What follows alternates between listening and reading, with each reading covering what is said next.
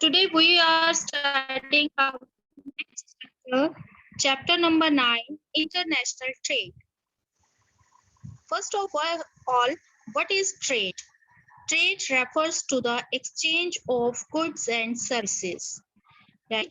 So when we exchange the goods and commodities to other persons, with other regions, with other countries, that is known as trade. Trade has two levels: national trade and international trades. National trade, when we exchange the goods and services within a country, that is known as national trade, right? But in this chapter we will deal with the international trade. So exchange of goods and services between the countries is known as international trade, right? So here we exchange goods and commodities and services among different countries across the national boundaries. In the ancient times, when there was no currency, the trade was in the form of barter system. Barter system, it is initial or oldest form of trade where direct exchange of goods and services take place. It means there is exchange of goods without involving currency. That is known as barter system. For example, there are two producers. One is producing wheat and the other is producing rice, right? If the producer A wants the rice, then he will go to the producer B and then he will take the rice with exchanging wheat with him, right? So here are two producers A and B. So if he is producing wheat and while he is producing rice, then he has to bought the rice. He will go to the person B and bought the rice with exchange of wheat. So here the commodity is exchanged with the commodity. There is no use of currency. That is known as barter system, right? It is still practiced in some areas of our country. In Assam, Jonbeel Mela takes place every year in the month of January after the harvest season. The venue of the Mela is about 35 kilometers away from Guwahati. It is a fair in India, only fair in India where barter system still prevails. Now, before understanding the international trade, it is mandatory to know about the history of international trade. International trade, international trade, even trade and international trade. Both of these are not a new concept. Since ancient times, we are doing international trade. We are exchanging goods and services, even ideas with the other countries of the world. What were the trends in the international trade? Means what is the history of the international trade?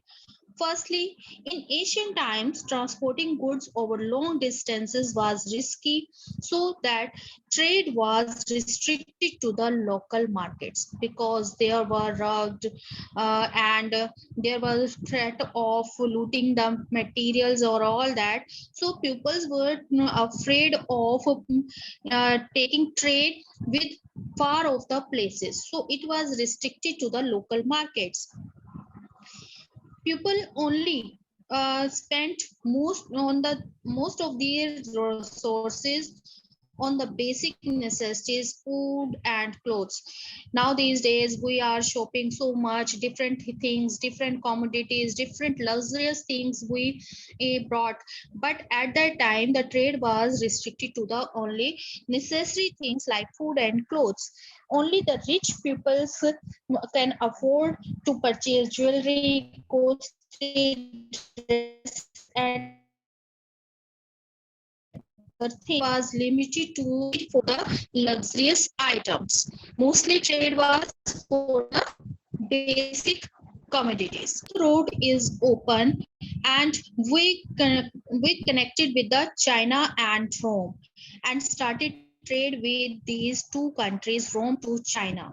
Along the 6,000 kilometer route, we started trade with the China and the Rome. It was in the form of caravans, and the main things which we used to trade in Chinese silk, Roman wool, ironwares, precious metals, and several other valuable things from India, Persia, and Central Asia. The trades transported Chinese from 15th century onwards. The European colonialism began. So after the disintegration of Roman Empire, ocean travel increased, and with the increase of ocean traveling, the trade was also expanding. It led to the growth of European commerce. Trade between Europe and Asia flourished, and after that it was a time of European colonialism when the European countries make the other countries their colonies and begin to trade to flourish their countries. So along with the trade of exotic commodities, a new form of trade emerged which was called slave trade. In this period only not only the commodities were exchanged, rather the persons were also trade, and they are made as slave in the plantation work, that is called slave trade. Slave trade was a lucrative business for more than 200 years. It continues more than 200 years till it was abolished in Denmark in 1792, Great Britain in 1807, and United States in 1808. So it took 200 years to end the slave trade. After the Industrial Revolution, the demand for raw materials like grains, meat, wool also expanded.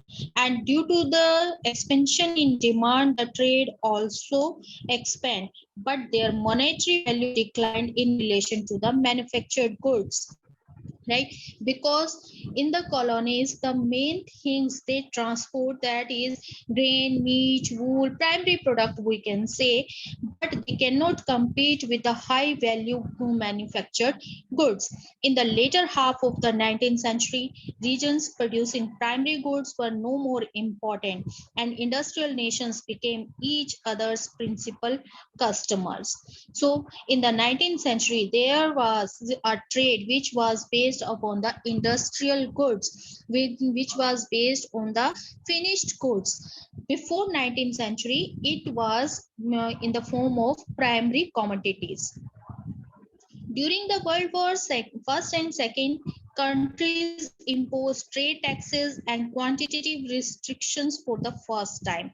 Now there were some trade restrictions. There are some which we call trade barriers, right? So there were trade barriers. Trade barriers were, if we impose taxes on the commodities price will be higher, and when the commodities prices will be higher, their demand will decrease, right? So it is one trade barrier, and the second is quantitative restriction. Quantitative restriction means there was the quantity of the commodity which a country have to trade, that is determined, that is limited. So more than that determined quantity no country can trade. During the post-war period, organizations like General Agreement for Tariffs and Trade, which later become the World Trade Organization. About the World Trade Organization, WTO, we will learn in this chapter helped in reducing tariff. During the First World War, what was the reason to impose the taxes and the restriction? Because most of the countries have to spend on the defense, on the security. So they impose taxes on the commodities so that the commodities should be in their within their countries, right? So reduce the export the countries imposed taxes. But after the post-war period, some organizations were formed like General Agreement for Tariff, GAF, GAT, and just we say that GATT. And second is WTO, and these organization helps to trade within the country smoothly without any disputes, and restrictions were removed off.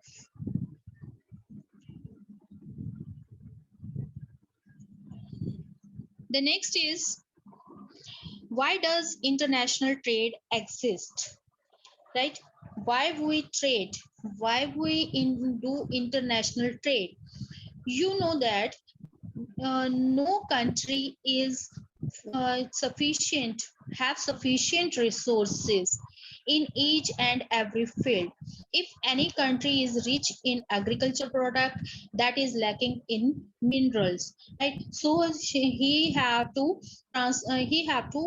import the minerals from the other country, right? So like Arabian countries, they are rich in oil products and lacking in agriculture products, so they export the oil and import the agriculture product. So each and every country have some specialization in production, and due to this specialization in production, international trade occurs, right? So for example, the spices of India is very popular throughout the world. So they have great demand. So we export the spices from the India, right?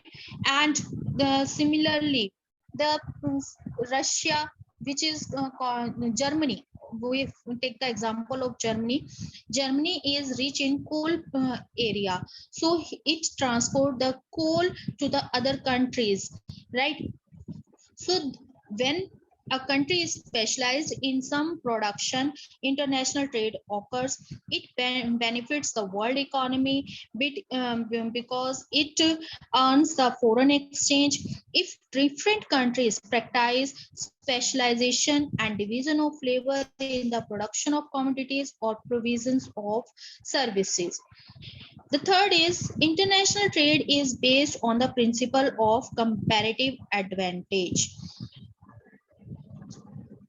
Maybe there are two countries who are producing similar things, right? So there will be a comparison between these two which are similar things, right? So the third country, which one want to bought this commodity, they will make the comparison between the two countries product in the qualitative form, ads regarding the quality of the product and as a price of the commodity.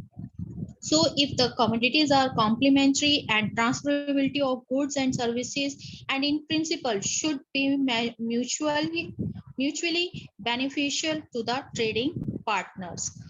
The fourth one is, in modern times, trade is the basis of the world's economic organization and is related to the foreign policy of nations, right? So you might be heard that our prime minister visited to the different countries and make some agreements about exchanging goods, right? Because these international trades strengthen our economy as well as our foreign affairs. So now, what are the basis of international trade, or why does the international trades exist?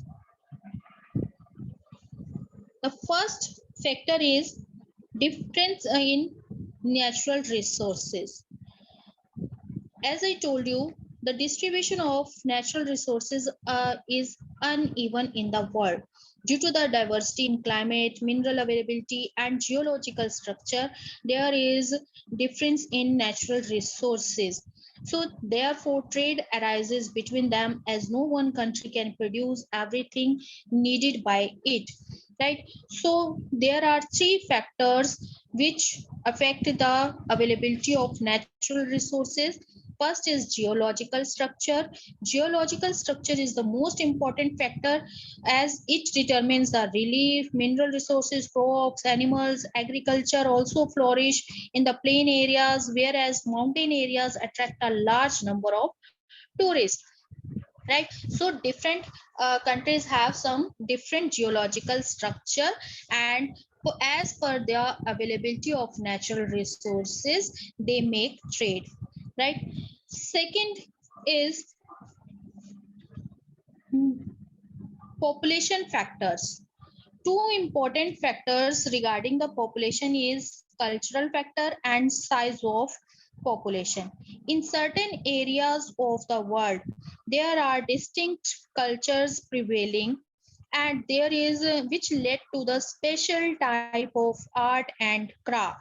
For example, carpets from Iran, leather work from North America, that is most demanded in throughout the world, right? So they tend to export these things from their countries. The second one is size of population. Densely populated countries have large volume of trades at the national level that have little exportable surplus because their population is very high, so they have a little surplus, so their trade is very less, while the countries with less population they could have great or higher surplus. So the trade done by these countries is more.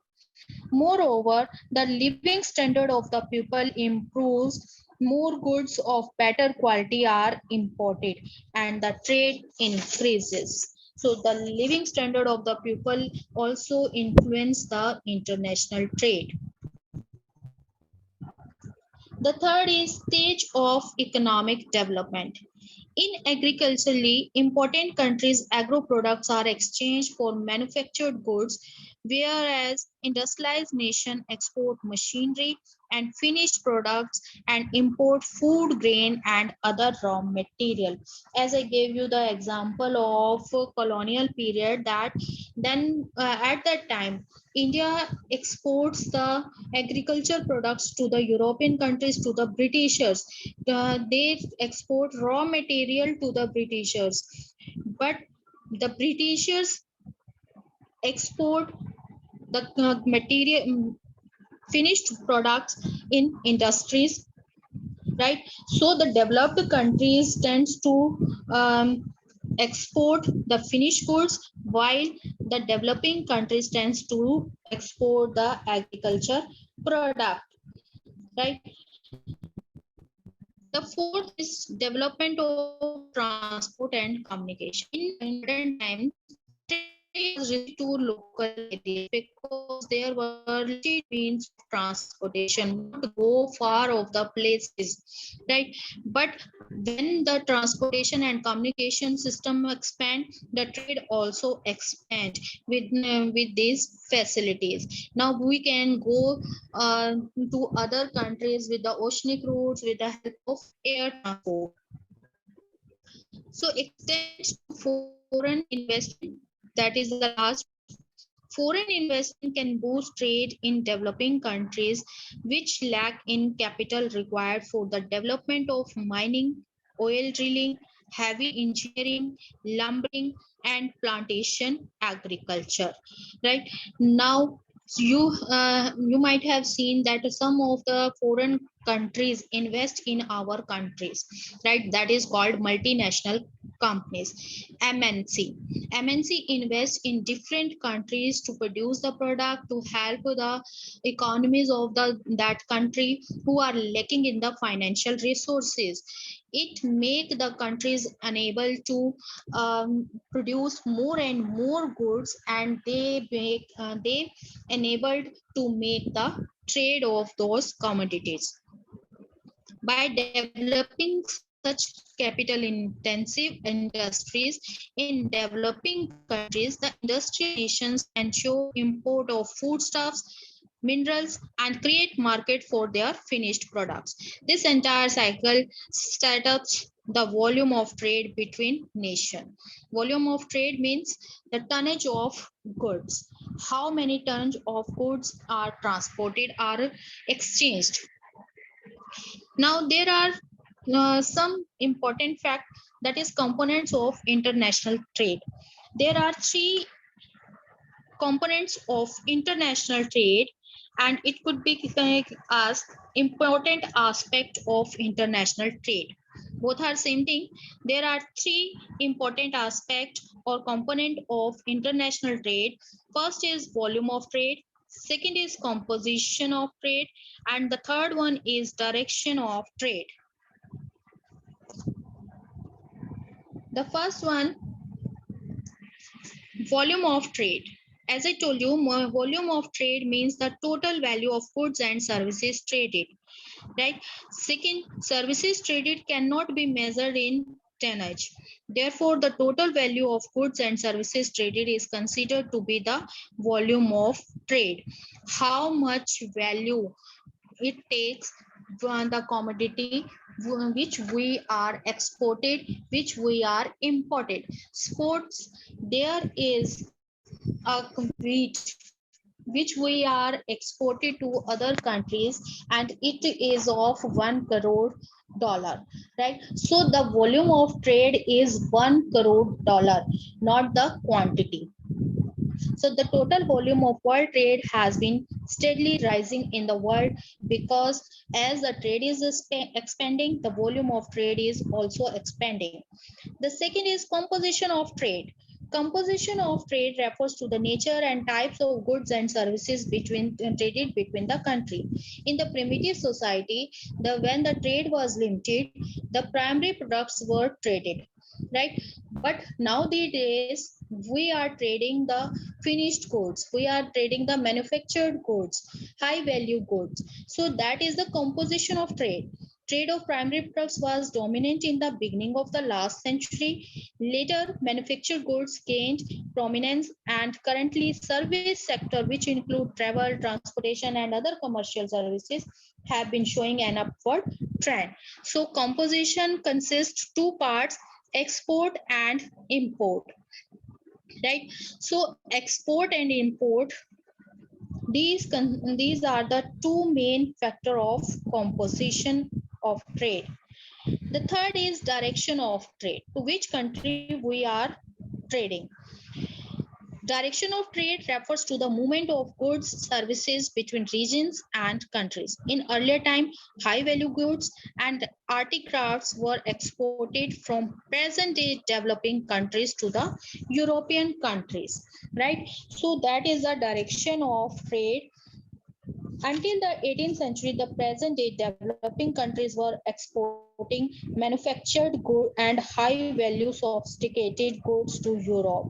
This trend was changed in the 19th century, right? And it turned into the foodstuffs and raw materials were imported by Europe from these countries. In the first half of the 20th century, much of the trade in manufactured goods was mainly between the USA and Western Europe.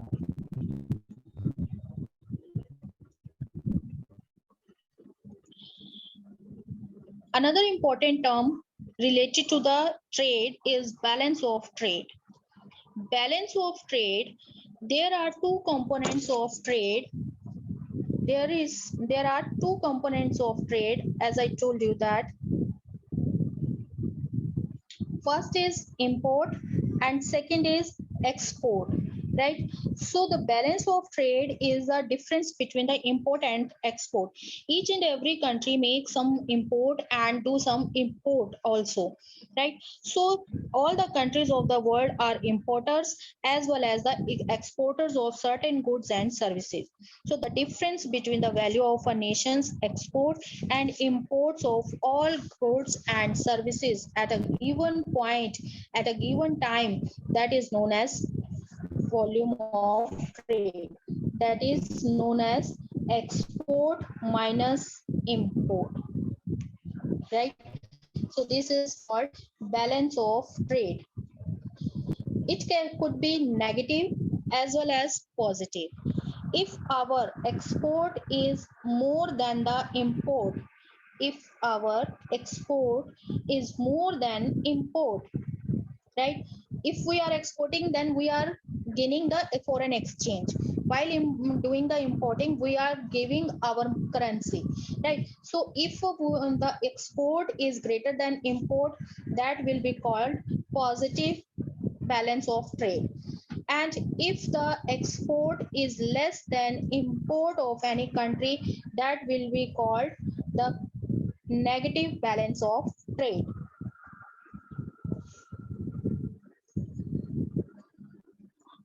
The types of international trade. International trade may be categorized into two types. First is bilateral trade, and second is multilateral trade. Types of international trade means uh, with how many countries we are trading, right? It can be of two types, because to make the trade possible, at least two countries should be there, right? So the first one is bilateral trade. It means the when we are trading, when the trade is done by two countries with each other, no third country will enter in this trade, that is called bilateral trade. They enter into an agreement to trade specified commodities amongst them, right? If we make an agreement with the Saudi Arabia that they will give us oil, and all the wheat surplus we will export to that Saudi Arabia.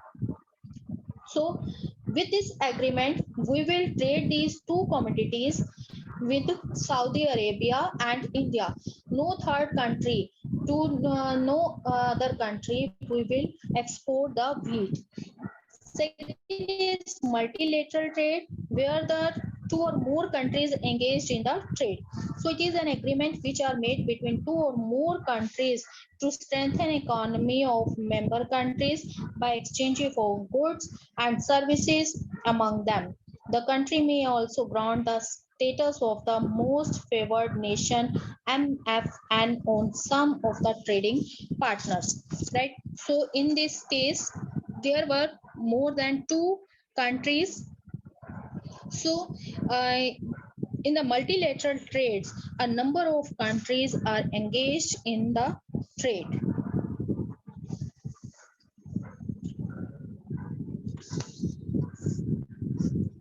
The rest of the World Trade Organization and trade blocks we will discuss in our next lecture. If you have any doubt till now,